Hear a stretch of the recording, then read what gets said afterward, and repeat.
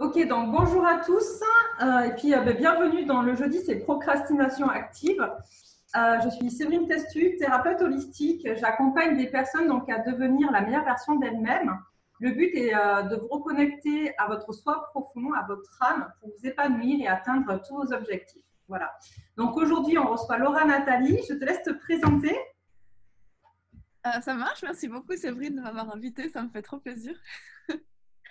Ben oui, alors moi c'est Laura Nathalie, aussi appelée Badass Introvertie, et je suis coach et mentor pour entrepreneurs créatifs, secrètement ambitieux.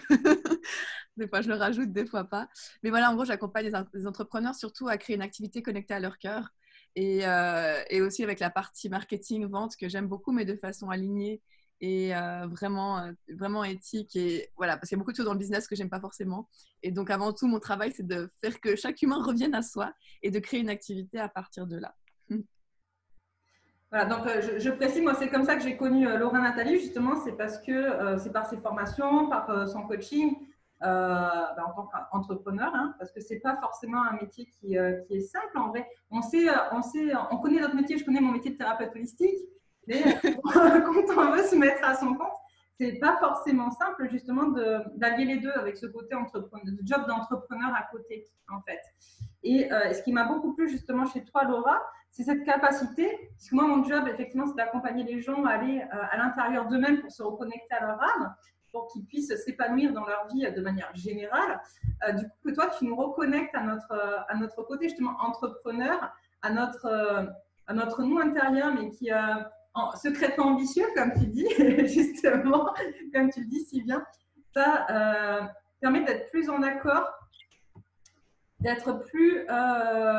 J'ai encore un peu de mal avec le fait de jongler, d'accepter les insultes. Ça va le faire. Mais voilà, d'être plus en accord avec soi-même et surtout de pouvoir travailler finalement, puisque le but de cette série un peu de vidéos que je fais le jeudi matin, pour l'instant, le thème principal actuellement, c'est surtout l'image de soi. Et je trouve justement qu'on peut avoir une image de soi qui est très négative quand on commence à travailler en tant qu'entrepreneur. Parce qu'on a été élevé un peu dans une société où finalement, tu as d'un côté le salariat, de l'autre côté le patronat. Tu as une vision des patrons qui n'est pas forcément très super, quoi, très cool. Quoi. Tu vois plutôt quelque chose de très. Enfin voilà, tu as une image que tu vois qui est très cool, ou pas forcément en accord excusez-moi, voilà. Pas en accord avec qui tu es au fond de toi, d'autant plus quand tu travailles dans le soin ou dans l'énergétique, où tu as ce côté justement bisounours, à vouloir aimer tout le monde, à être dans la joie, etc. Enfin, l'entrepreneuriat ne représente pas ça, tu vois. Et quand je suis tombée sur tes vidéos, tes formations, c'est ce qui m'a plu justement parce que tu incarnais justement l'entrepreneur heureux, l'entrepreneur en accord avec lui-même, l'entrepreneur qui pouvait donner de la joie, donner de l'amour et être en accord avec ses propres valeurs. Et tu vois comment, toi, l'image de soi dans ton travail, justement, dans ce que tu amènes, dans ce que tu crées,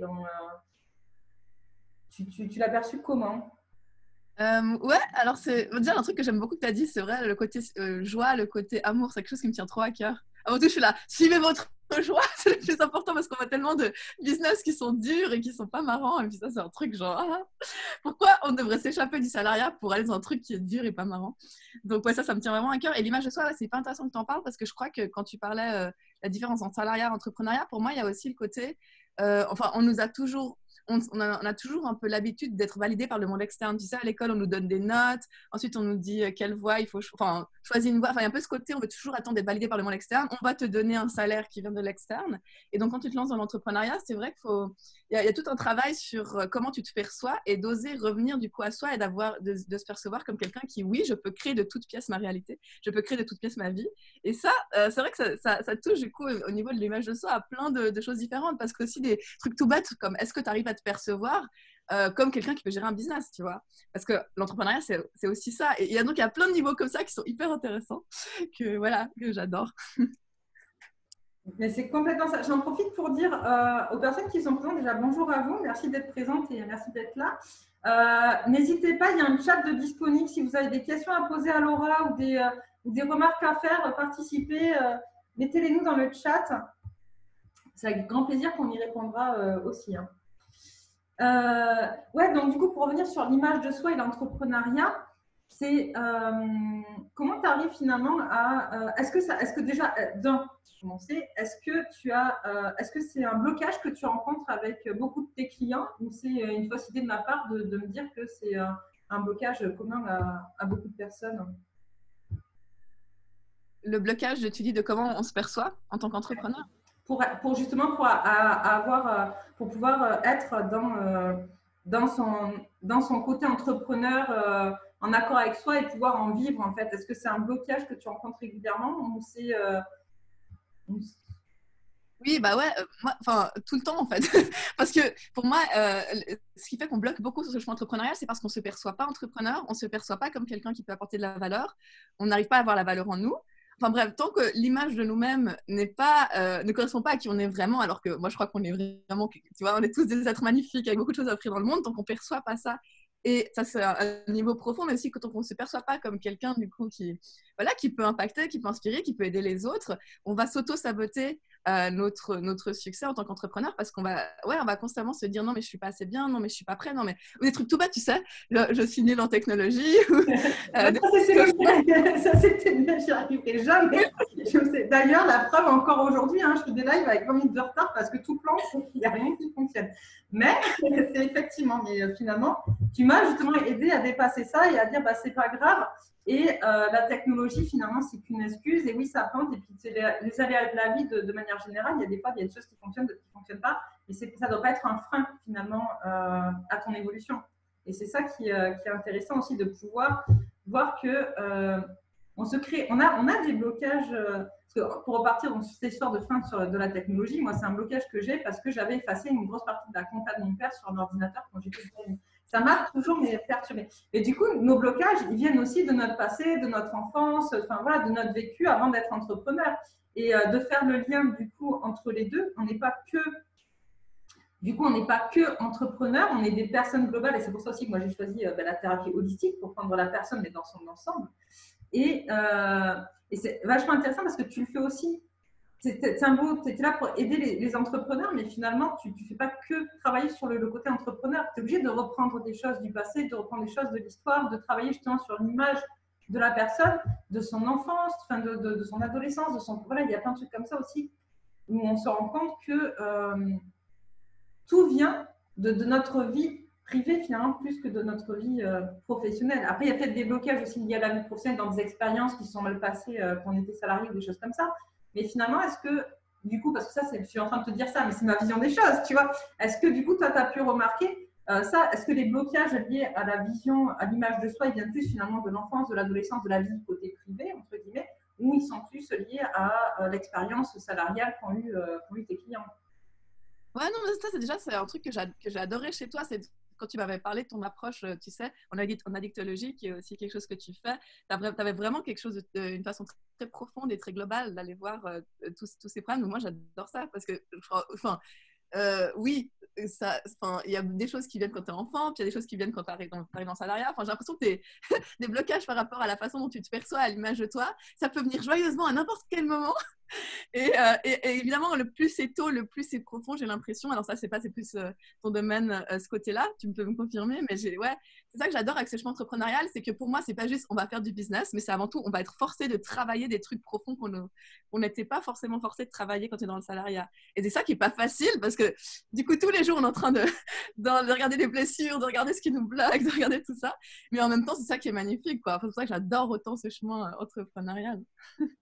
C'est complètement ça. Moi, j'en parlais, ce que tu me dis, ça me fait penser, ou j'en parlais justement avec Cédric Irian, donc le coach que j'ai reçu en leader et performance la dernière fois, jeudi dernier, et où je disais, où en fait, il faisait un challenge gratuit que je suivais parce que je trouvais ça très intéressant, et où en fait, je disais, je regardais donc le soir ces vidéos en replay de la journée, et et en fait, en même temps, parce que je suis en couveuse entreprise pour m'aider justement aussi à travailler justement, parce qu'en vrai, moi, tout ce qui est comptable, tout, ça me passe un peu par-dessus. Voilà, des trucs comme ça. Et donc, où ils t'obligent un peu à travailler ça. Et ils proposaient des formations gratuites. Et je dis, bon, ben cool, il y avait une formation notamment sur LinkedIn, qui est un réseau social que je trouvais intéressant de travailler, mais que je n'arrivais pas du tout. La manière dont il est fait, dont il est amené, ça ne me parle pas. Et je me suis dit, bon, je vais faire cette formation sur Instagram, sur LinkedIn, etc., sur ces réseaux dont je ne sais pas trop me servir. Et j'ai trouvé leur formation, mais ils sont salariés, c'est pas méchant, hein, mais je les ai trouvés tellement ennuyants. Et tu te rends compte que toi, en fait, quand tu fais, comme toi, tu fais des formations où Cédric, ou ces gens comme vous, ou comme nous, qui se mettons à notre compte, en fait, on fait avec passion, on fait avec amour, et on donne beaucoup de choses. Et quand tu fais une formation finalement par des salariés où c'est pas leur motivation première, où ils sont pas là pour ça, ils sont voilà, en gros on leur dit tiens, c'est ce qu'on lui a dit, en gros tiens, tu t'y connais, tu as un compte Insta, tu vas faire une formation sur Instagram. Et le gars il me sortait des trucs, oui bon ça je vais pas tester, vous essayerez, je verrai, il dit ça mais ça je sais pas. Et puis là tu fais, mais en fait, je suis en train de perdre 2 heures de ma vie à te regarder bonhomme quoi, tu vois. Bref. Et je pense que c'est un truc qu'on oublie en fait quand on se met en tant qu'entrepreneur, quand on a un passif de salarié. Moi, j'ai été salarié jusqu'à présent, donc où malgré tout, moi après, ça fait partie dans qui je suis, de donner tout le temps le maximum de moi-même, mais même quand j'étais salarié finalement. Mais c'est vrai que tu te rends compte que malgré tout, quand tu es salarié, tu as quand même aussi l'ambiance du collectif, de la boîte dans laquelle tu es. L'image de la boîte, l'image de tes collègues aussi, l'image de tes patrons, et que tout ça joue finalement sur l'image que toi, tu vas véhiculer également. Alors que quand toi, tu es entrepreneur, du coup, c'est ton image à toi, c'est ce que tu es toi. Et c'est là où des fois aussi, ça peut faire blocage parce que tu n'as rien d'autre sur qui te reposer que toi-même, finalement. Ah, c'est trop intéressant. Oui. Et c'est ton image à toi que tu donnes. Et le fait, moi, je le dis ouvertement parce que je l'assume totalement aujourd'hui. Mais à partir du moment où j'ai décidé de me mettre entrepreneur, j'ai pris 25 kilos parce que c'était super difficile de me montrer à l'image.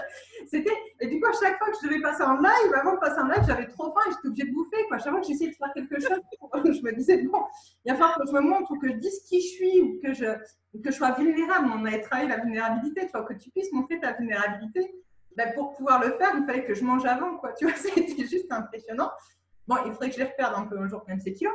Mais tout ça pour dire que finalement, ça rentre à tous les niveaux, cette histoire d'image de soi, tu vois. Et d'autant plus quand tu te mets à ton compte ou quand tu décides de te montrer et d'assumer qui tu es et de t'assumer dans ce que tu penses, dans ce que tu amènes. Parce que c'est ça aussi être entrepreneur, tu me diras si je me trompe, Laura, mais à partir du moment où tu décides justement de te mettre à ton compte et de véhiculer ton message, c'est parce que ton message il est différent de ce qu'on trouve en fait dans la partie salariat.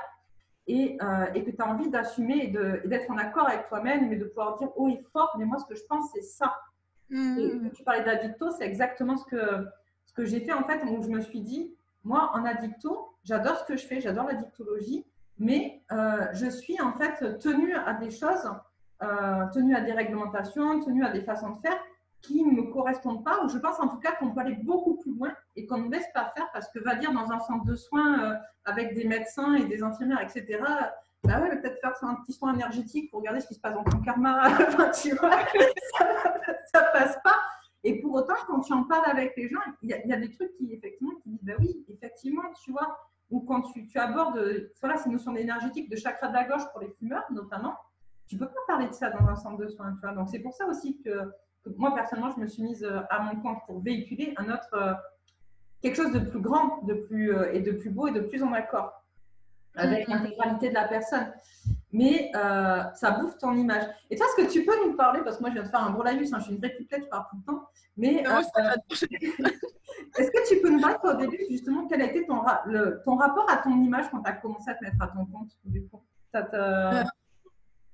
Ouais, non, mais j'adore cette discussion, c'est trop intéressant. Mais déjà, un truc que tu as dit avant que je trouvais vachement intéressant, c'est que oui, le côté, quand tu es employé, tu es un peu dans le collectif, tu es un peu derrière l'image d'entreprise. Bon, moi, j'ai fait beaucoup de jobs alimentaires. J'ai travaillé, par exemple, au McDonald's.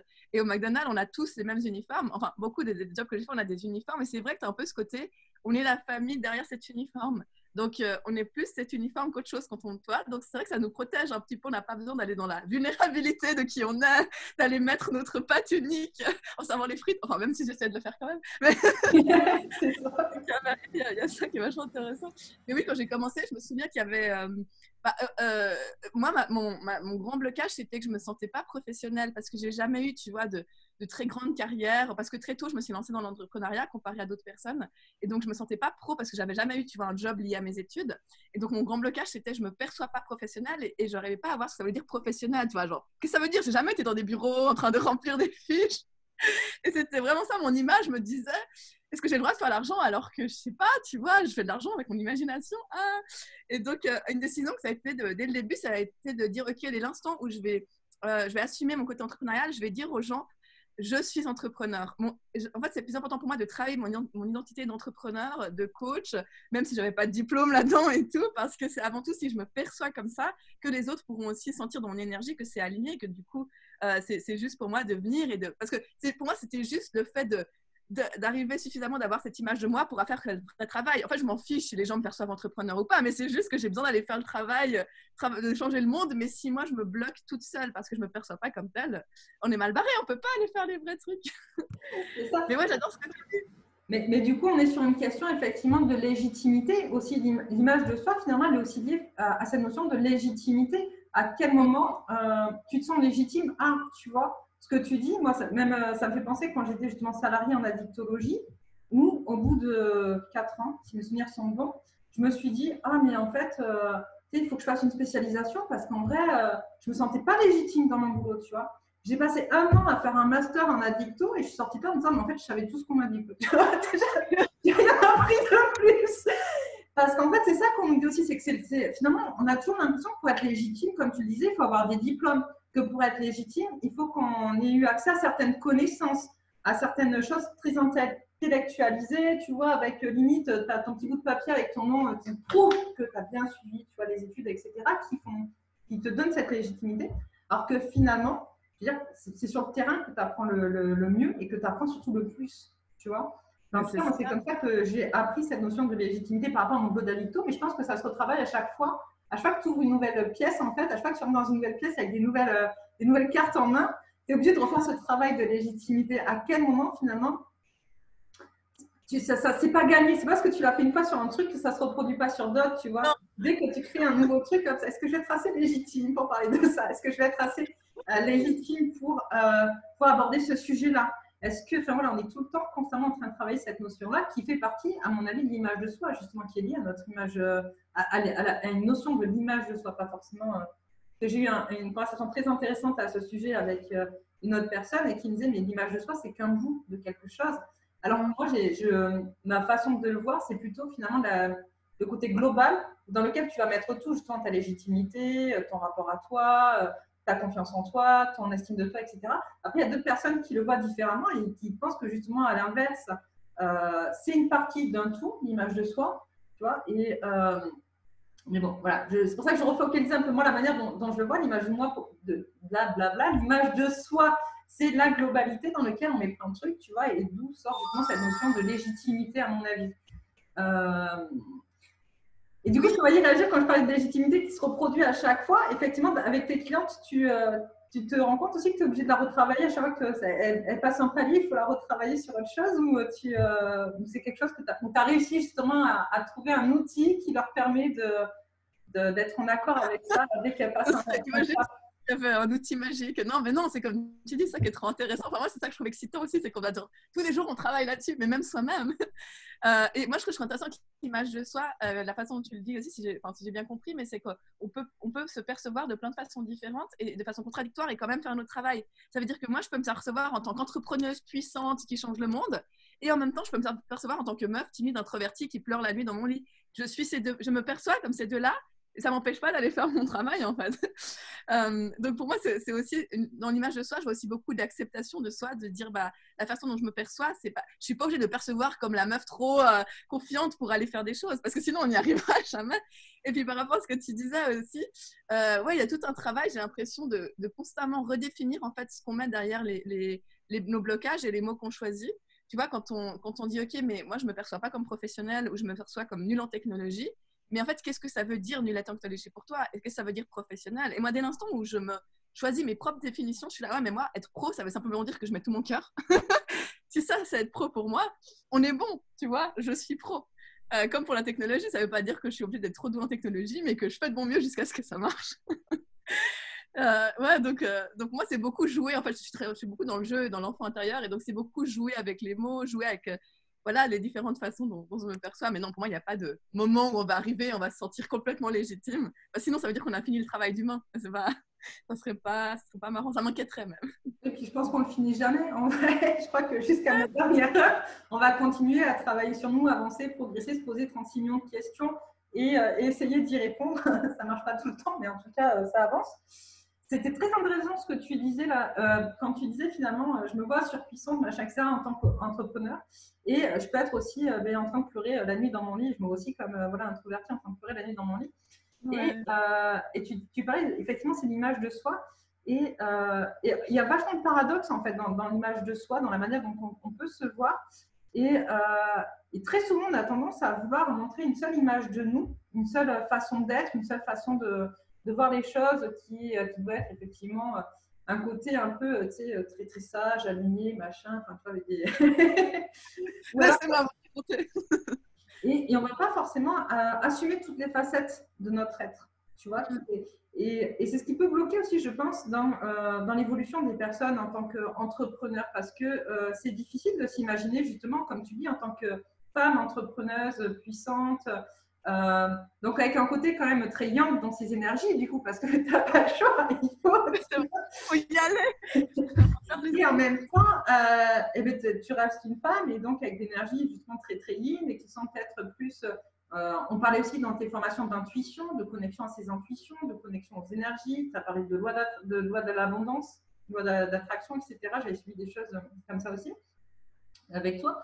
Et il ne faut pas oublier que justement que la femme elle est très dans l'émotionnalité, du coup. Et comment nos émotions peuvent finalement venir jouer un rôle un peu négatif finalement enfin, jouer un rôle, non, c'est une vision qu'on a, parce qu'il ne joue pas un rôle négatif, mais la vision que nous on a de nos émotions, comme si elle venait jouer un rôle négatif sur qui on est, sur notre image, et qui va nous fragiliser finalement, et nous empêcher d'être l'entrepreneur qu'on aimerait être. Parce que justement, ça ne fait pas professionnel. Une femme qui a des émotions quand elle est entrepreneur, par exemple. Tellement ouais. C'est quand même assez particulier. Mais bon, après, c'est... Ah, mais ça me parle trop ce que tu dis, parce que moi j'ai pleuré sur tous mes jobs, sur tous mes lieux de travail, j'ai pleuré. Et à chaque fois, on me faisait bien comprendre que c'était pas professionnel, que c'était pas normal de laisser parler ses émotions comme ça. Et donc, alors que maintenant, quand je vends une formation, je m'autorise à pleurer quand je vends. Tu vois, mais c'est parce que je m'autorise à laisser passer tout ce qui vient en termes d'émotions, de me dire ça fait partie de moi et ça, je me perçois pas comme moins bien ou comme trop ci, trop ça, que ça peut marcher en fait. Mais ouais, c'est trop intéressant. Non, mais c'est ça. Et ce sujet, finalement, des émotions, de l'image de soi, pareil, avec tes clientes, comment dire, c'est quelque chose qui vient faire blocage ou c'est, encore une fois, c'est pas forcément Oui, bah ouais, à plein de niveaux différents. Mais moi, d'ailleurs, c'est quelque chose que tu m'avais dit quand on s'était rencontrés. Je me souviens que tu aimais bien la façon dont je faisais passer à l'action. Enfin, avec moi, il y a beaucoup d'action, du passage à l'action. Et pour moi, le meilleur moyen de dépasser ses croyances et justement ces blocages liés à notre perception de nous-mêmes, c'est aussi beaucoup en faisant des choses. Parce que je ne peux pas me percevoir entrepreneur si j'ai jamais fait d'argent avec ce moyen-là. C'est pour ça que un des premiers business que j'ai créé, j'ai surtout créé pour m'autoriser à me voir comme entrepreneur. Donc, il y a beaucoup de choses que je fais dans ma vie, avant tout pour me percevoir comme telle. Et dès que je passe à l'action, d'un coup, je me dis, ah, mais ouais, en fait, pourquoi je croyais que… C'est comme, je suis souvent en train d'écrire, et un jour, il y a un mec avec qui j'habitais qui m'a dit, ah, mais meuf, en fait, t'es écrivain. Et j'étais là, mais non, je suis pas écrivain, j'ai pas écrit de livre, j'écris juste des trucs. Puis il dit, ah, mais t'es tout le temps en train d'écrire, t'écris bien, t'es écrivain. Puis j'étais là, mais c'est vrai, en fait, si je me perçois comme écrivain, après, j'ai changé écrivain dans la bio de mon Instagram, comme écrivain, bah oui, j'ai beaucoup plus de chances ensuite d'aller porter mon message puissant aussi en tant que tel. Parce que, ouais, c'est des trucs tout bêtes comme ça, mais c'est souvent ça qui est intéressant dans ce parcours, c'est souvent les autres qui vont te rappeler de qui tu es. Ça, c'est quelque chose que j'ai remarqué aussi. C'est ça. Tu le vois pas. Non, mais c'est ça. Nous, on a aussi une image de nous qui peut être erronée. Moi, je le dis et puis je rigole parce qu'en fait, sur les personnes qui sont connectées ici, il y en a deux qui me disent tout le temps. Je suis quelqu'un où j'ai l'impression de ne pas du tout être patiente. Et elle me dit, mais meuf, mais t'as une patience de ouf en fait. Tu vois, t'es hyper patient.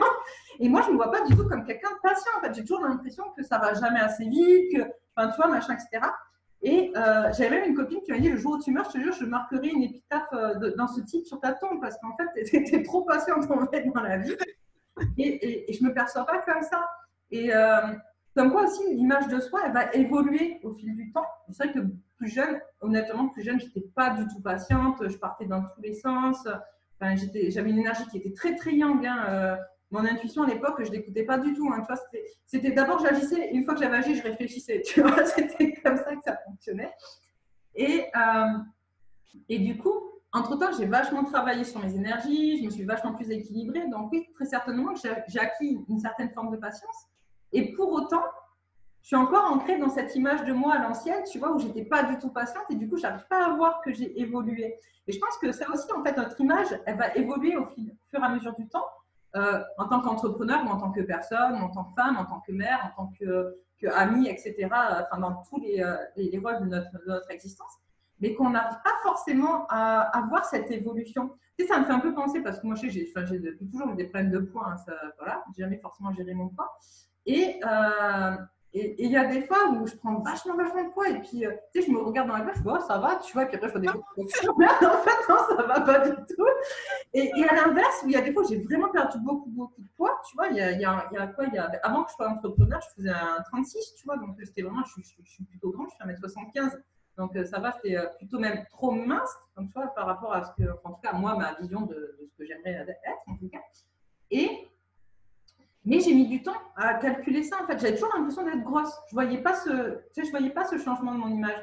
Et en fait, je pense que c'est autant valable d'un point de vue physique, comme ça, qu'on change physiquement, ou qu'on grossit, qu'on perd du poids, ou qu'on retravaille notre corps avec du sport ou quoi, si on a du mal à voir nos changements physiques réellement dans le miroir. Et de la même manière, en fait, on a du mal à voir l'évolution de notre image mentale qu'on a de nous-mêmes, dans nos qualités ou dans nos défauts, ou dans ce qu'on est en fait, dans l'apprentissage, dans tous les apprentissages qu'on a fait. C'est quelque chose qu'on a vraiment du mal à percevoir. En tout cas, c'est intéressant. Moi, j'adore ce que tu dis. Bon, dire l'exemple du poids, ça me parle trop parce que moi aussi, c'est vachement yo-yo. Et donc, des fois, j'étais des fois à mon plus grand poids alors que je me dis, ah, ça va. Mais c'est vrai. Et d'ailleurs, ça me fait penser. Il y a aussi tout le côté, par exemple, les étiquettes que les autres nous mettent et du coup qu'on accepte quand on est petit à plein de niveaux de la vie, ça va rester très longtemps. Et je me souviens qu'on avait un prof qui nous disait à l'école, vous verrez quand vous allez vous retrouver dans 20 ans dans les anciens de l'école ou je sais pas quoi, c'est le genre de réunion que je déteste. Pour l'instant, je n'ose pas y aller. Parce qu'en fait, il disait, vous allez vous remettre dans la peau telle que les autres vous percevaient à l'époque. Vous avez beau avoir changé 10 000 fois, vous allez avoir tendance à vouloir vous aligner par rapport à la perception qu'ils avaient de vous-même à l'époque pour pas déranger ou je sais pas. Puis ça me parle trop parce qu'en fait, l'autre jour, j'ai vu une fille que je connais de l'école dans la rue. Et genre tu vois, alors que je viens sur Internet, très transparente et tout, j'étais toute petite en mode je suis la timide. C'était trop bizarre. C'est trop ça. Mais c'est ça, mais c'est vrai, c'est complètement vrai ce que tu dis, effectivement. Moi, je pense que c'est quelque chose aussi, moi, ce que je travaille, par exemple, avec mes clientes sur le côté de s'émanciper auprès de nos parents aussi. Très souvent, en fait, on reste collé à l'image que nos parents, ils ont eu de nous en tant qu'enfants ou à cette image qu'on était en tant qu'enfant ou adolescent, machin, etc. Et on a énormément du mal à se décoller quand on retourne chez nos parents et on redevient un peu l'enfant, tu vois. Et on n'assume plus notre part d'adulte.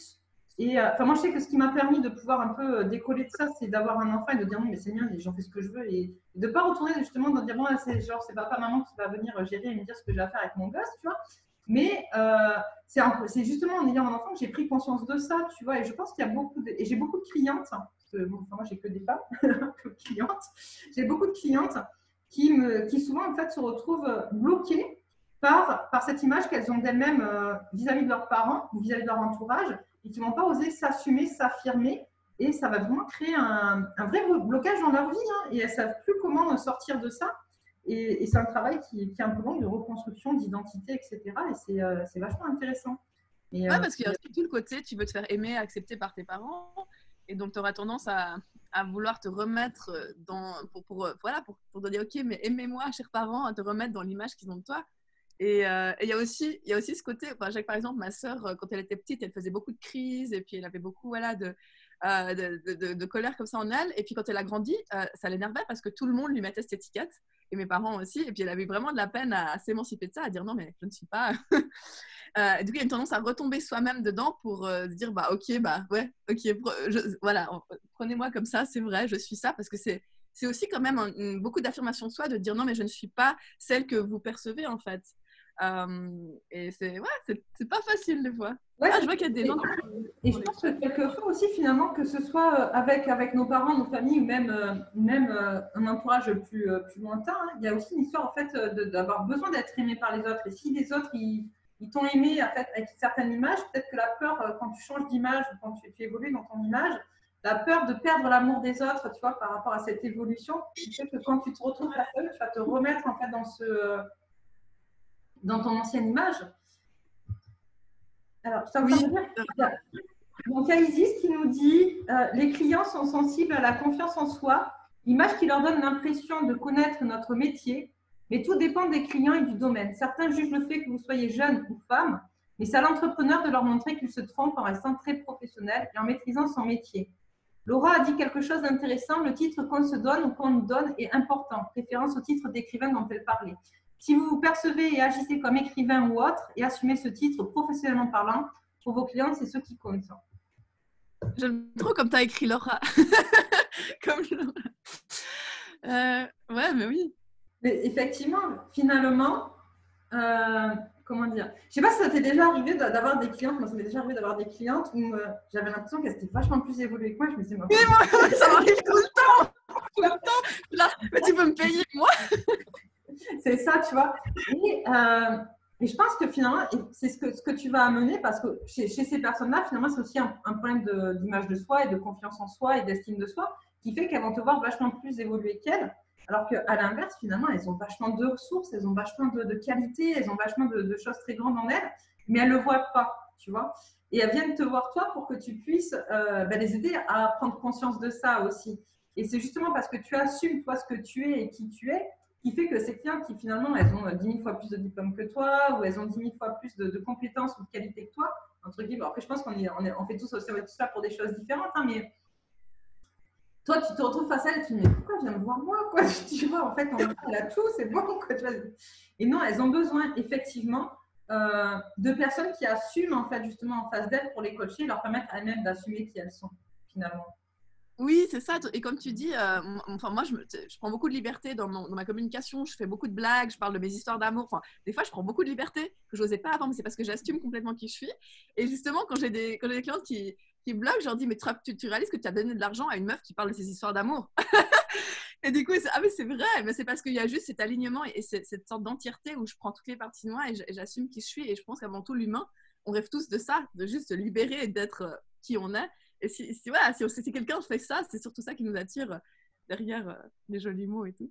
Mais c'est ça. Et du coup, ça me fait penser un peu à autre chose que tu disais aussi. C'est une cliente qui m'a dit ça.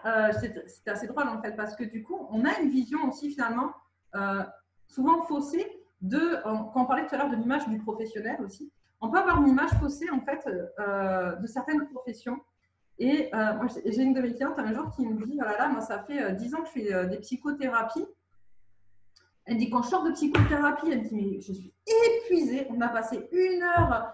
Alors, il faut que tu réfléchisses sur ça et tu pousses et machin. Elle fait, toi, on parle avec toi comme si tu étais une pote. Et elle me dit, je ressors, c'est pareil, j'ai besoin de dormir. Je suis épuisée. Parce qu'en fait, on a tous des techniques différentes. Et moi, c'est vrai que je me sers beaucoup, même si je ne suis pas hypnothérapeute, je vais me servir beaucoup en fait, de dériver en fait, le subconscient pour en racontant des histoires pour pas que justement il se braque et qu'il occulte les messages que je veux faire passer. Donc je raconte beaucoup de conneries sur ma vie, machin, etc. Je parle plein de choses, mais qui sont ciblées que la personne elle voit pas. Là, même quand je suis en train de lui raconter ma life, elle me dit non, je suis pas une meuf pour qu'elle me raconte ma life, tu vois, sa life. Et bon bref. Et en fait non, mais c'est vraiment ciblé et c'est fait exprès pour que justement il n'y ait pas de blocage et que ça permette à l'autre en face de prendre vraiment l'histoire au complet et de comprendre et que son inconscient fasse des liens en fait sans qu'elle s'en rende compte vraiment, tu vois. Et c'est après qu'elle se rend compte en fait, mais sur le coup elle ne se rend pas compte. Mais du coup c'est vrai qu'au départ ça m'a porté quand même préjudice parce que les gens ils disaient mais en fait elle n'est pas professionnelle parce qu'elle ne me pousse pas, elle ne me parle pas de termes techniques, elle ne me parle pas de Freud, de Lacan et machin, etc. Tu vois. Et je dis mais moi je ne suis pas psy en fait, je suis thérapeute, c'est pas la même chose en vrai. Mais c'était assez drôle. Mais du coup, voilà, il y a aussi des fois des fausses images qui peuvent venir t'empêcher d'évoluer correctement au départ. Après, c'est effectivement ce bouche-oreille qui fonctionne, hein, c'est la connaissance, les gens qui commencent à avoir confiance en toi, qui vont relayer, etc. Mais parce qu'on a une fausse image, voilà, de ce que doit être tel entrepreneur dans son métier, ou doit être tel, je sais pas, tu prends comment dire, justement une profession en particulier, on a tous des images préconçues finalement de telle ou telle profession, de comment. Je prends un truc, je vais faire exprès, ça va loin un peu, mais c'est ça. On imagine tous son plombier avec le pantalon au milieu du cul et l'arrêt tu vois, qui dépasse. Et heureusement, ils ne sont pas tous comme ça en vrai. Mais tu vois, ce genre de fausse image qu'on peut se faire de à quoi doit correspondre un métier, à quoi doit correspondre certains jobs, peut venir aussi empêcher certaines personnes d'évoluer parce qu'elles se retrouvent collées dans cette image-là alors qu'elles ne sont pas comme ça. Ou peut empêcher la personne de se dire, ben moi en fait, ça me plairait bien, mais je ne rentre pas dans le moule, dans l'image commune, collective de ce job-là. Tu vois? Ouais, c'est ça. Ouais. Ça, c'est le plus gros blocage que je vois chez les entrepreneurs, c'est que dans leur communication, dans leur façon de venir partager ce qu'ils ont appris dans le monde, on sent qu'il y a encore trop quelque chose de je veux correspondre à l'image de. Et en fait, pour moi, le blocage, il est là dès que tu es dans, en fait, dès que tu es dans la validation externe et je veux correspondre à une image, il y a un truc en fait qui passe pas et ça se sent tout de suite. On peut pas mettre le doigt dessus, mais c'est ça, c'est quand tu veux faire un truc pro, un truc trop joli, enfin, par rapport à ce que tu crois qui est pro. Alors que moi, ce que je trouve intéressant avec l'image de soi, c'est que ça se débloque dès que tu réalises qu'il ne s'agit pas que de toi, que tu es là pour être au service aussi, pour transmettre et puis pour aider. Et donc, tu n'es pas en train de dire constamment, mais est-ce que moi, je suis assez bien? Non, mais c'est aussi quand tu es complètement connecté avec tes clients et dans l'instant présent, que du coup, tu peux… Voilà, tu réalises, mais on s'en fiche de quoi j'ai l'air là tout de suite. Il s'agit du travail qu'on fait ensemble, en fait. Mais c'est complètement ça. Moi, je vois, c'est pareil. Au début, je parlais que j'avais beaucoup de blocages à faire des vidéos parce que pour faire une vidéo, il fallait que je sois forcément coiffée, forcément maquillée, forcément, je faisais attention aux fringues que je portais. Là, aujourd'hui, bon, je suis allée chez le coiffeur mardi, donc ça va encore, tu vois. Mais je ne suis pas maquillée. Aujourd'hui, je me dis, bah, tiens, j'ai un truc à dire, j'ai un truc à faire passer, surtout sur les vidéos YouTube que je peux faire. Avant, ben, je le faisais pas parce que, ah ben non, mais j'ai pas le temps d'aller me coiffer, je suis pas motivée pour me maquiller, ça va pas rendre à l'image, et machin, etc. Et du coup, un message qui aurait été important que je transmette, parce que je fais pas mal de canalisation aussi, je suis médium, donc je canalise pas mal.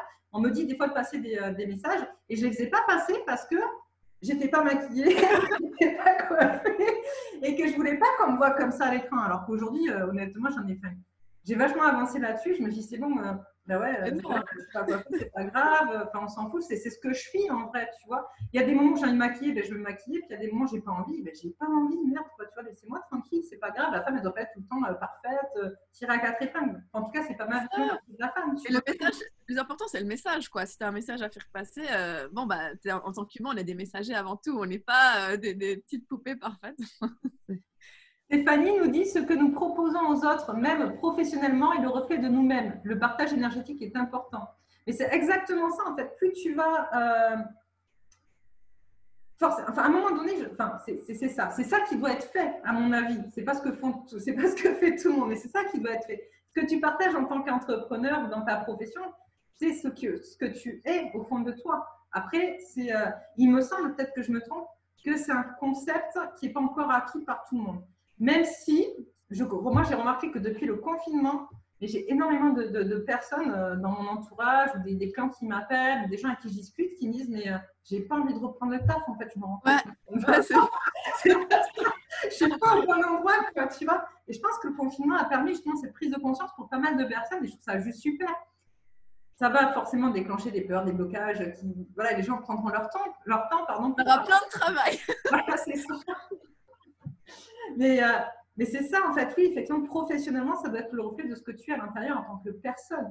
Sinon, c'est pas authentique, en tout cas. Enfin, c'est mon avis. Ouais, c'est ça. Ça a ce côté vraiment incarné, en fait. Incarner ton message et incarner tout. Ouais. Et donc, Izzy se répond, oui, il s'agit de combiner notre métier et qui nous sommes et d'assumer ça complètement. Donc, tout tourne autour de notre confiance. Confiance en qui nous sommes, entièrement professionnel et privé. C'est ce qui fait qu'on est unique. Je pense qu'il n'y a pas qu'unique. Je pense que le fait d'être unique, c'est mon avis, hein, c'est pas forcément. Ça ne tourne pas qu'autour de la confiance. Enfin, à mon avis, la confiance, ça s'acquiert quand tu es complètement en accord avec toi-même. Les gens qui sont pas d'accord avec eux-mêmes, ils ne peuvent pas avoir confiance en eux parce que du coup, ils savent qu'il y a que les fondations ne sont pas solides à l'intérieur d'eux. Donc, si ce n'est pas solide, ils ne peuvent pas du coup avoir confiance. C'est comme si tu construis, je sais pas, tu construis ta maison, tu construis un mur et tu sais que tu n'as pas mis les trucs au bon endroit, qu'il manque des pierres, etc. Et si on te demande de monter en haut et de te tenir debout, tu ne vas pas en vrai. Alors que si tu sais que tout est construit, que tout est stable, que tout est bien solide, tu n'auras pas peur de monter en haut de ton mur, tu vois. Et, j'adore cette image. Ouais, c'est ça. Et ça ne veut pas dire que ça ne changera pas. On sera quand même unique, sauf qu'on n'est pas sûr parce qu'on n'a pas encore trouvé toutes les pièces du puzzle, en fait, à mon avis. Moi, il m'a fallu beaucoup de temps pour trouver… je ne sais pas si je les ai toutes trouvées. Je pense que je ne les trouverai pas toutes avant la fin de ma vie. Mais par contre, je sais qu'il y a une étape où je voyais bien les pièces du puzzle qui étaient éclatées à droite à gauche. Je n'arrivais pas à faire les liens entre chacune d'entre elles de celles que j'avais. Et aujourd'hui, j'ai réussi justement à pouvoir les rassembler, à commencer justement à faire mon puzzle et à les rassembler. Et je trouvais ça, et c'est ce qui a fait aussi cette confiance finalement, de pouvoir commencer à mettre ensemble des choses dont j'avais l'impression qu'elles étaient complètement paradoxales, comme tu disais tout à l'heure, la surpuissance d'un côté et la badass introvertie de l'autre, tu vois. Il y a des moments où tu ne fais pas les liens entre les deux, tu vois, tu as des choses. Et le jour où tu fais les liens entre chacune de tes pièces, entre chacune des choses que tu es à l'intérieur de toi, ça te permet justement de commencer à prendre confiance en toi, tu vois. Et ce qui est c'est trop bien ce que tu viens de dire, ouais. Et ce que je trouve très intéressant sur la confiance, c'est, et j'ai perdu mon mot parce que du coup, j'étais en train d'essayer de lire à côté en même temps, mais des fois, je me dis, j'acquiers un côté masculin un peu trop, j'arrive pas à faire plusieurs choses à la fois. Des fois. Et qu'est-ce que je voulais dire ça? J'y reviendrai après, c'est pas grave. Du coup, Izzy, ça nous disait quoi?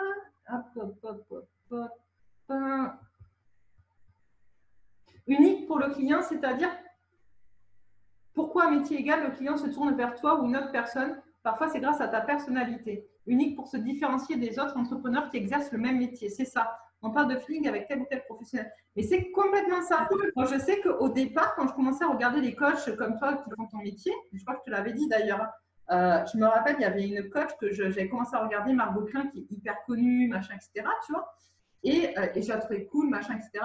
Et à un moment donné, ça n'a plus du tout été en lien avec moi parce qu'elle commençait à avoir une énergie trop masculine, trop rentre dedans, tu vois, c'était il faut y aller et machin. Et là, ça m'a non, c'est moi. Et c'est comme ça en fait que je t'ai découverte en continuant à chercher.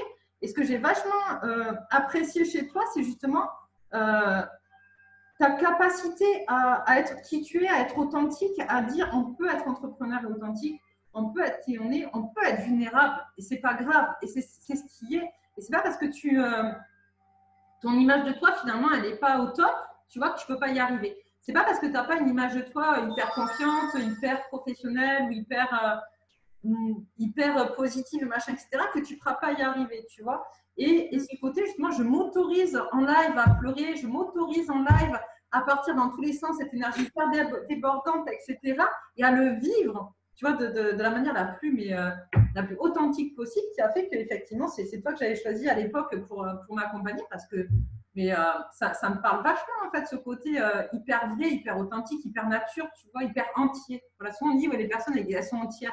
Et je pense que c'est une personne entière, c'est ça. Et du coup, on a l'impression, après peut-être ou pas, tu nous diras ou pas d'ailleurs, que tu as une énorme confiance en toi et qui donne envie en fait qu'on ait confiance en toi justement, tu vois, qui nous donne confiance en toi. Ouais, c'est trop intéressant. Alors que la confiance, ce que tu disais avant par rapport à la… Bon, déjà, merci. Mais la confiance en toi, tu disais avant, c'est vrai que les fondations solides par rapport à qui on a. Et moi, c'est vrai qu'on me dit souvent que, bah ouais, on a peut-être l'impression que j'ai confiance en moi parce que je viens faire des lives, des vidéos. Mais ce qui me donne confiance, c'est d'accepter que tout ce qui passe, c'est OK. C'est d'accepter que des fois, je ne saurais pas quoi dire. Des fois, je vais trébucher dans mes mots. Des fois, je vais dire des bêtises. Mais j'accepte le fait que c'est ça. Et c'est complètement OK. Et c'est ça là où vient la confiance, c'est voir, c'est accepter qu'on est un humain avant tout, puis c'est incarner cet humain. Parce qu'on est sur Terre pour être des humains avant tout, avant des entrepreneurs, avant tout ça, quoi. Mais c'est ça. Et puis, on peut avoir aussi une image. Moi, c'est Cédric, Cédric Iriad, qu'on a vu la semaine dernière, là, qui m'a fait remarquer ça. Et il m'a fait remarquer après, il ne m'a pas dit en direct. C'était assez drôle parce que moi, je suis assez assez ouverte, je dis, on peut tout dire en direct. Enfin, voilà, si je pars du principe que si je le fais, c'est que c'est OK et que voilà. Et qu'on est là justement pour pouvoir dire les choses et voilà. Et en fait, à chaque fois, très souvent, parce que j'ai un cerveau qui marche en arborescence, en fait, j'ai une pensée arborescente. Et du coup, je parle et j'ai envie de me perdre. Tu vois. Et très souvent, dans mes lives, je dis oui, bon, ben, là, je me suis un peu perdue, j'essaie de me recentrer, etc. Il m'a dit, mais même quand tu dis ça, finalement, tu n'étais pas perdue parce que tu reviens toujours, et d'autres personnes ont pu me dire, tu reviens toujours, finalement, tu recentres toujours sur le sujet. Mais le fait que tu dises, ouais, je suis partie dans tous les sens, ça montre que tu as une image de toi qui est complètement éparpillée en vrai. Tu vois. Et c'est vrai, je me dis, la confiance, t'as vu. Et c'est ça qui est intéressant, en fait. Ce que j'aime, en fait, dans ces jeudis de la procrastination, c'est que ça pousse, en fait, ça me pousse même moi, et c'est ça qui est intéressant, aller encore plus loin dans qui je suis, dans ce que je suis. Et c'est ce que je veux essayer de faire passer aux personnes qui vont regarder ou en direct ou les replays, de montrer qu'en fait, l'image de soi, c'est pour moi la base dans notre construction. Tu vois, comment si on n'a pas une bonne image de soi, ou même si on a une image de soi qui s'améliore avec le temps, mais qu'il y a toujours des trucs sur lesquels on se dit ouais, non, mais ça c'est bon, je suis pas top, et puis ça, bon, mais machin, etc. Tu vois, j'y arriverai jamais, ou cette façon-là de faire, c'est pas pour moi parce que ci ou parce que ça, et qu'on se bloque, ben, on ne peut pas être en accord avec soi-même. Et c'est pour ça qu'il va y avoir plusieurs jeudis sur l'image de soi. Après, il y aura peut-être un autre sujet, j'espère, mais bon, pour l'instant, c'est vraiment l'image de soi qui me parle. Parce que je pense qu'on a tous des visions différentes sur ce sujet-là. On a tous, en fonction de nos spécificités, à amener quelque chose de supplémentaire pour qu'on puisse travailler ce sujet. Oui.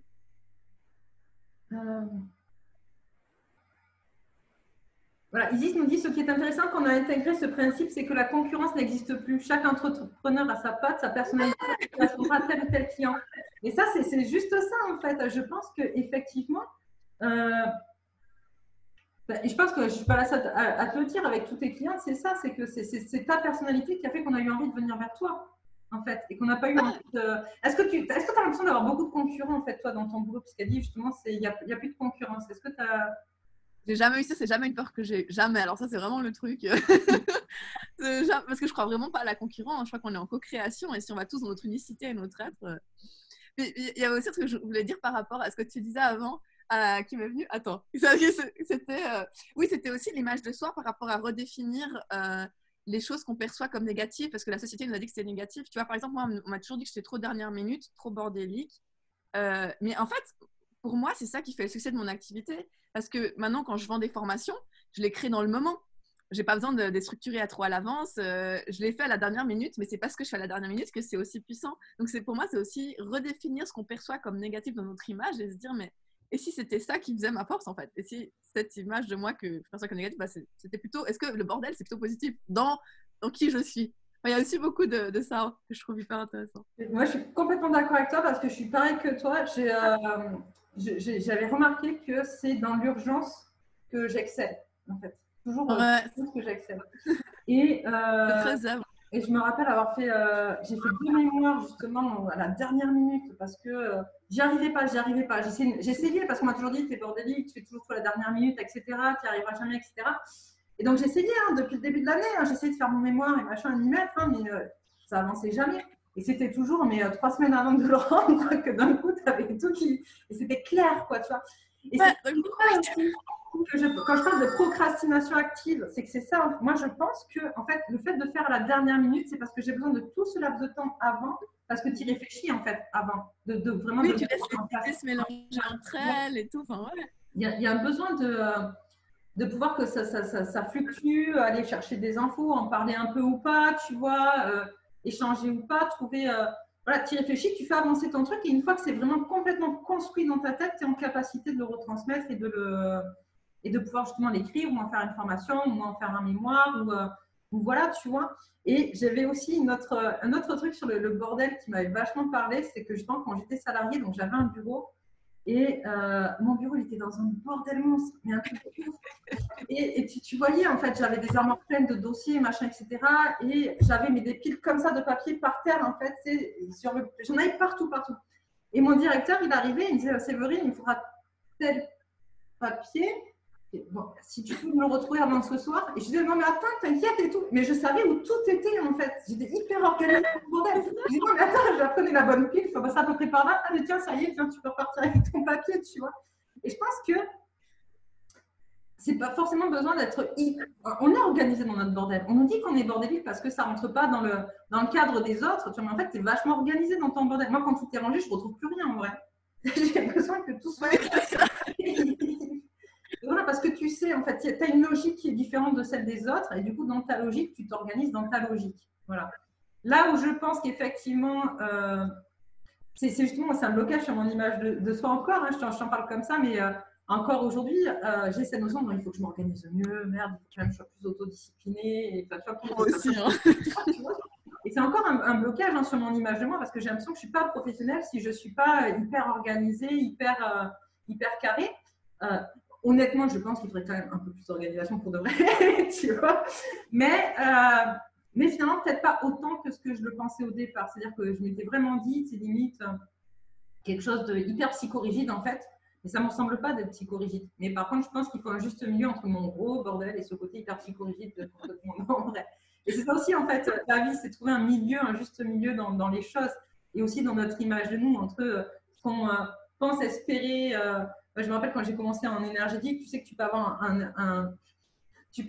une influence sur ton corps, tu vois. Et je me disais, tu vois, si j'arrive à me faire pousser ma poitrine, en vrai, tu vois, parce que tu as une image, tu es dans l'idéal du truc, tu vois, tu es dans l'idéalisation du truc. Et en fait, il faut juste trouver pile poil un juste milieu entre ce que tu es, ce que tu aimerais peut-être atteindre qui est trop idéalisé et qui peut aussi être négatif par la suite si tu te mets aussi une barrière beaucoup trop haute par rapport à toi-même. Et que tu ne vas pas atteindre rapidement, mais il faut y aller par palier, en tout cas, à minima, pour ne pas être déçu de ce que tu fais et puis stopper parce que ça ne va pas assez vite ou parce que tu n'as pas de résultats assez rapides. Ouais, j'adore ce que tu dis par rapport à la balance parce que c'est aussi comme une balance entre les deux parce que le fait de se dire ok, je vais quand même peut-être explorer des parties de moi qui me paraissent pas naturelles. Comme moi, j'ai un peu cette croyance que tant que je vais pas faire de sport, je vais pas atteindre le niveau de business que je veux. Enfin, c'est trop bête, mais c'est une croyance que j'ai. Mais je sais qu'en même temps, ce serait intéressant de faire plus de sport juste pour une partie de moi que je connais pas assez, qui en fait, je me perçois pas sportive, mais je m'accepte comme ça. Mais c'est aussi intéressant d'aller s'explorer dans les parties de soi-même où on se voit pas encore comme tel, mais elles sont latentes en fait. Ouais, quelque chose. Ça. C'est ça. Moi, j'ai rigolé parce que je m'étais rendu compte que pendant le confinement, je ne suis pas sportive hein, de base. Pendant le confinement, j'avais commencé à faire du sport tous les matins, etc. Parce que, bon, à force de ne pas bouger, effectivement, tu as quand même besoin d'emmener ton corps. Ton corps en a besoin. Et je me suis rendu compte qu'à force d'autodiscipline, justement, de me dire tous les matins, je faisais du yoga, j'avais trouvé une application d'algo et tout, c'était sympa. Non, le truc qui était très con, c'est ce que tu dis, c'est qu'en fait, d'un coup, j'ai pris plus d'abonnés sur YouTube alors que ça faisait des mois que ça stagnait. D'un coup, ces machins, etc. Et en fait, j'ai compris pourquoi. C'est que je suis trop planante. En fait, je suis trop connectée à mes chakras du haut, tu vois, à l'univers, ma chambre d'énergie universelle, et pas assez connectée à la Terre. Quand tu fais du sport, quand tu fais du yoga, tu fais du sport, etc., tu te connectes à ton corps, tu te connectes à la terre et tu es vachement plus en accord du coup entre ta partie spirituelle et ta partie physique, tu vois, ta partie énergétique et ta partie physique. Et bien, résultat des courses, ça a été impressionnant parce que laps de temps, d'un coup, il y a plein de trucs qui se sont débloqués.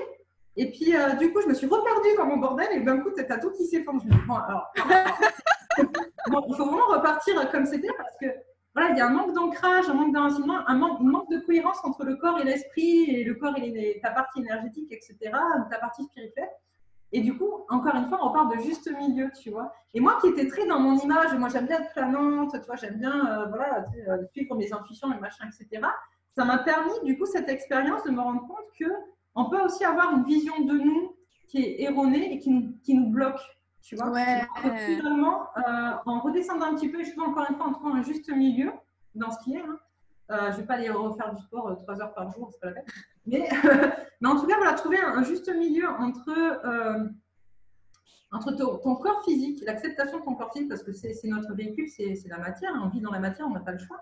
Et ça, je parle de ça parce que du coup, ça me fait penser à ce qu'on avait sur ton challenge. Sur monétiser l'argent, tu avais fait un challenge gratuit quand je t'avais connu là pour justement, on parlait de l'abondance, machin, etc. Et l'argent, c'est la matière. Mais si tu n'es pas en accord avec ta propre matière à toi, comment tu peux être en accord avec la matière de l'argent, tu vois? Ah, c'est Et trop tu ne peux pas être un intéressant. bon entrepreneur si tu fais pas de l'argent, en vrai. Mais ouais, C'est, mais ouais. Ah, mais c'est trop fou. Ouais, ça me fait penser que tout ce qu'il y a. Il y avait un moment donné où, j'étais avec des personnes qui mangeaient très sainement, moi j'avais cette envie de manger encore plus de façon malsaine parce que c'est comme si j'étais tellement attachée à l'image de moi qui a besoin de faire la fête et de manger plein de cochonneries parce que ça fait partie de. Voilà, j'assume qui je suis, mais en fait, est-ce que ça me sert vraiment? Est-ce que c'est vraiment moi de manger que des trucs sucrés? Non, c'est juste que j'avais peur de perdre une partie de moi alors que c'est. Est-ce que c'est complètement moi? Enfin, ouais, c'est trop ça. intéressant. C'est ça. Moi, j'ai fait ce truc-là justement où je me disais, bon, tu sais, quand tu es dans la thérapie holistique, quand tu es connecté, que tu es médium, machin, etc., que tu captes tes énergies, etc., on te dit, il faut avoir une vie saine, il ne faut pas manger de viande, machin, etc. Enfin, en gros, on te bat. Spécialement, j'aime pas spécialement ça la viande, tu vois, je suis pas obligée d'en manger. Par contre, si au bout d'un moment, j'en mange pas, mon corps, il me réclame. Moi, j'aime la viande rouge après parce que j'aime pas le sang, machin, etc., tu vois. Mais je me suis vue à pas avoir mangé de viande pendant 2-3 semaines et puis d'un coup, j'avais envie d'un steak saignant. Et là, je me dis, ouh, il y a un problème, tu vois. Et parce qu'il y a un moment donné, il y a aussi voilà, des images qui sont véhiculées de ce que tu dois être, comment tu dois être, si tu es plus comme ça ou si tu veux être plus, voilà, justement, comme ça, tu dis, dans ta puissance, machin, etc., de ce côté un peu la fête, etc., c'est cool. Donc forcément, il y a un peu d'alcool, un peu de fête, un peu de malbouffe, un peu d'apéro, machin, etc., tu vois. Et du coup, si je me détache de ça, est-ce que je suis toujours dans ce que je suis moi? De la manière, est-ce que moi, si je bois de l'alcool ou si je fais des choses qui sont considérées comme étant malsaines dans le milieu de la spiritualité, de la thérapie holistique, est-ce que je suis vraiment thérapeute holistique, tu vois? Mais oui, en vrai c'est ça le truc, c'est on doit être qui on est en fonction de ce qu'on ressent et de nos besoins, et pas forcément pour correspondre, encore une fois, une image véhiculée par la société de ce que tu dois être si tu es telle ou telle personne, si tu es de tel ou tel milieu, ou si tu es dans telle ou telle profession, finalement. Ah, et du coup, être un humain, c'est être imparfait. Donc, ça veut dire que tu as le droit de te tromper aussi. Tu as le droit de faire des heures. Tu as le droit de passer une après-midi à manger un pot de glace. C'est OK, ça peut arriver. Non, mais c'est ça, tu vois, c'est complètement ça. Ouais, moi je sais que du coup, voilà, c'est pour ça aussi que bon, finalement, je me suis rendu compte de l'intérêt de me remettre un peu au sport, que ça avait un impact autre que le fait de. Voilà. Mais voilà, ce truc de pourquoi tu devrais faire du yoga plutôt qu'autre chose, enfin, j'en sais rien, je te dis n'importe quoi, mais voilà, c'est comment finalement la société va impacter l'image que tu as de toi en fonction de ce que tu as choisi d'être. Tu vois.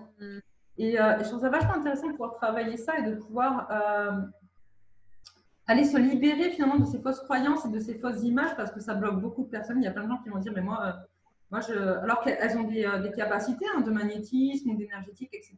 Mais se dire, mais moi, j'ai pas envie de manger que des légumes crus et j'ai pas envie de devoir méditer 4 heures par jour pour pouvoir accéder à toutes ces fausses croyances qu'on a de celui qui est forcément zen, il est assis en mode Bouddha, tu vois, sous un arbre pendant. Ouais, parce que du coup, ça peut vachement décourager aussi. Enfin, il y a beaucoup de personnes qui s'empêchent de se lancer sur l'entrepreneuriat parce qu'ils se disent, mais les gars, ces entrepreneurs, ils sont là, mais moi, je suis jamais à ce niveau. Enfin, c'est pas possible. Enfin, ouais. Alors qu'on est ce qu'on est avec nos capacités, nos ressources, ce qu'on ressent, nos besoins. Et peut-être que dans 30 ans, je te dirai, je mange plus de viande, je mange que des légumes crus, mais ça sera un accord avec moi, quoi. Tu vois, il ne faut pas que ce soit imposé finalement par la société, ce côté-là. Ouais. Isis, ça nous dit, j'ai dit un peu, une organisation qui est propre à chacun. Le principal, c'est que le résultat soit là. Bordélique ou organiser chacun son truc tant que ça marche. C'est ça. C'est ça. C'est complètement ça. Le truc, c'est que très souvent, de toute manière, on juge tout le temps. Hein. Quelqu'un qui est trop organisé, on va dire là, il est petit peu rigide, bon, c'est pas terrible, hein, tu vois. Et quelqu'un qui est trop bordélique, c'est pareil. Ouais. Les gens sont tout le temps en train de juger qui tu es, ce que tu es, en fonction de ce que tu véhicules aussi. Ouais. Alors que c'est intéressant parce que dès que tu commences à t'accepter, mais vraiment, et les gens ils sentent que tu t'acceptes, ça peut. Enfin, c'est fort en fait, on respecte, et en même temps, ça peut aussi perturber. Quand tu es complètement toi-même, les gens qui ne s'autorisent pas à être complètement eux-mêmes, souvent ils sont dans un rejet. Moi, on me dit souvent, quand je te rencontre pour la première fois, Laura, des fois, j'aime pas trop qui tu es. Parce que... Mais après, ils me disent, mais c'est parce que moi, je ne faisais pas le travail d'acceptation de moi-même. Donc, il y a un rejet qui se crée, c'est qu'il est vachement intéressant à ce niveau-là. En fait, ce qui est drôle, ce que tu es en train de dire, c'est que c'est parce que moi je travaille vachement avec mes clients, c'est le fait que toutes les relations sont en miroir. À chaque fois que tu es en relation avec quelqu'un, quelle que soit la personne, tu es en miroir avec l'autre. Donc, ce qui va venir te choquer, ce qui va venir t'agresser, ce qui va venir te faire mal, ce qui va venir te toucher, d'accord, c'est souvent des choses que tu refuses, que tu as chez toi, mais que tu refuses, ou des choses que tu as à travailler, d'accord, parce que tu as été blessé par telle ou telle chose, etc. Et les gens, ils n'ont pas envie souvent de prendre conscience de ça. Tu vois, ils disent non, non, c'est pas vrai. Alors que si, comme tu disais, quelqu'un, si elle te rejette au départ, c'est parce que du coup, justement, tu es vachement ouverte, tu t'assumes, tu montres qui tu es, etc. Et que pour les femmes, alors moi je parle des femmes parce que c'est plus mon domaine finalement, même si j'aime bien accompagner des hommes aussi, hein, mais voilà, je suis plus à accompagner des femmes. Il y a toute une histoire véhiculée autour de la femme, quand même, de la femme parfaite, qui doit toujours être très juste. Tu sais, on est dans une société quand même judéo-chrétienne où la femme avait une place un peu particulière, hein, où en gros elle devait se taire, assumer, fermer sa bouche, et puis être bien propre, bien carré, rien qui dépasse, pas un mot plus haut que l'autre, etc. Tu vois. Et on est encore là-dedans, en fait, même si c'est inconscient. Tu vois, on est toujours à cette recherche de l'image de la femme parfaite, encore plus que le fait de, comment dire, que quand la femme a voulu s'émanciper, il a fallu quand même, on lui a dit, ok, tu veux travailler, vas-y, travaille, tu vois, mais il y a quand même le ménage à faire, les enfants à s'occuper, etc. Et donc, elles sont passées de femmes au foyer parfaite, à femmes où elle doit être parfaite partout, à la maison, au travail, dans la société, tu vois. Et on s'en rend pas compte, mais c'est un impact vachement lourd en fait sur qui on est. Et le fait de ne pas oser justement assumer les choses, de ne pas oser se montrer. Et toi, tu fais vachement bien ça parce que tu nous montres, non mais moi la femme parfaite, j'en ai rien à foutre. Puisque je suis, et je suis imparfaitement parfaite. Et c'est génial. Et c'est ça en fait. C'est complètement ça. Ah mince, il y a Anna qui dit et Stéphanie que leur message était en privé, on ne les a pas vus passer du coup. Ben, n'hésitez pas si vous avez des trucs à dire à les remettre en dessous. Il n'y a pas de souci. Moi, je vois un message d'Isis en privé et les autres, je crois qu'ils sont publics. Je sais même pas comment faire des messages privés. On découvre des trucs sur Zoom. Magnifique. Moi, je lis ce qui apparaît en fait sur le côté, tu vois, ce qui se met au fur et à mesure.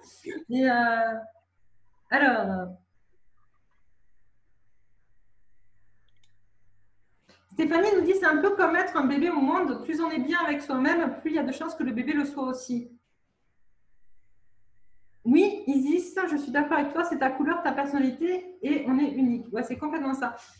Oui, effectivement, il y a ce truc qui dit que quand tu es, vachement plus sereine pendant ta grossesse et quand l'accouchement se passe facilement, effectivement, il y a quelque chose de cet ordre-là. Mais je ne vais pas aborder ce sujet-là parce que c'est prévu que je l'aborde avec quelqu'un d'autre. Donc, dans un autre live, je crois que c'est pour le 18, si mes souvenirs sont bons, pour le 18 juin. Donc, oui, effectivement, apparemment, il y a des choses qui se disent comme ça. En tout cas, il y a apparemment une réelle influence sur des bébés où ils ont vraiment eu du mal à sortir, qui ont été sortis par des forceps ou enfin, des choses comme ça, que des accouchements tranquilles. Où les gamins sont apparemment vachement plus speed, vachement plus. Mais bon, après, on découvrira ça de manière beaucoup plus en profondeur avec une autre invitée. Avec quelqu'un qui a... Parce que moi, là, je parle du peu de trucs que je sais, c'est pas du tout dans mes connaissances. Donc, voilà. Ok, bah écoutez, ça va faire 1 heure qu'on est là. Laura, tu as quelque chose à rajouter sur tout ça? Ah, mais j'ai adoré ce que tu as. Non, mais j'ai adoré, merci, c'était trop cool. Ben moi aussi, franchement, ça a été un super bon moment. Si vous avez des questions, c'est maintenant. Sinon, on ne va pas tarder à mettre fin au live. Je suis super heureuse de t'avoir reçu, Laura. Vraiment, c'était un moment magique. J'ai vraiment apprécié cette énergie. Tout ce que j'adore le flow. C'était vraiment bien. Je te remercie beaucoup. Isis nous remercie également. Ben, merci à toi, Isis. Merci à vous toutes qui avez participé. Parce qu'encore une fois, il n'y a que des filles. On va croire que j'attire que les filles. Les garçons, ils ne veulent pas venir. Je vous remercie à toutes d'avoir été présentes pour vos questions, vos remarques. C'était très pertinent. Aurore nous dit j'ai passé un super moment avec vous. Laura, j'apprécie vraiment ta personnalité. Merci, Aurore, ça me touche. Surtout que c'est drôle parce que Séverine, elle m'avait dit au début est-ce que tu veux qu'on se retrouve à 9h15 pour préparer le truc? Et moi, j'étais là. C'est tôt pour moi le matin. Et puis, je préfère faire dans l'instant. Donc, je crois que ça revient à ce qu'on disait. Alors, après, moi, je t'avoue, le 9h15, c'était plus par rapport au problème technique, encore une fois. La préparation, parce que je l'ai fait tous un peu comme ça.